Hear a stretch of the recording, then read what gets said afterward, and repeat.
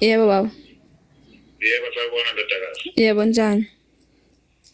Siyaphila singezwa kunina. Hayi siyaphila. Ehhe. Lana bekunodaba.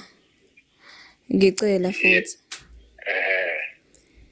Hey, sekunzima la wawungibeke khona emshadweni. Manje bengisifiso baba sokuthi ngibuyele ekhaya. Oh. Sekunzima. Yebo. Hayi, anginayo phela mina inkinga ukuthi ubuyele ekhaya ngoba kukini futhi ilapho uzalwa khona. Kodwa ke manje inkinga ke mntanami. Njengoba phela sakukhipha sakuyisa emzini. Owawuvela usikhombise wona wena.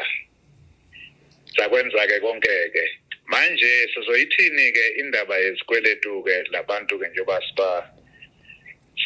siba lokhuza ke izikweletu zabo sizothini sobakhokhela kanjani? Angithi baba mina ngafunda. Wawenza isiqiniseko sokuthi ngiyafunda ngithola yonke imfundo engifunayo. Yebo. Manje na-ke ngazo lezi iqu lezi enginazo ngizozama ukufuna umsebenzi bese ke siyabakhokhela makuthi bayakhala. Yeah.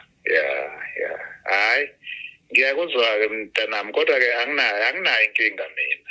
Anginayo inkinga. Ngizoyidlulisa ke nasemndenini ukuthi engathi ke sewunenkinga enjalo. Ngiyezwa ke mntanami. Yebo.